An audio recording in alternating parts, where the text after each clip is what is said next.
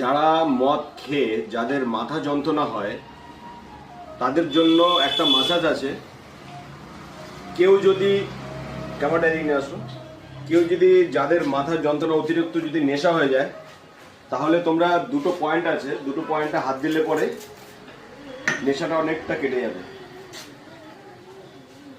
Point দুটো হচ্ছে তোমার এই শিরা থেকে এই নিচটা, তো আমার হাতটা এখানে দিতে হবে, এই ঘাড়ের কাছে তোমার চাপ দিতে হবে।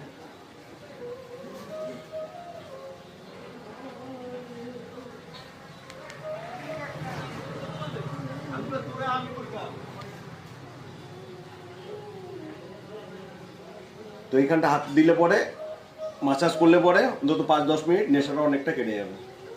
আর মাথা একটু মাসাজ করতে হবে হালকা করে।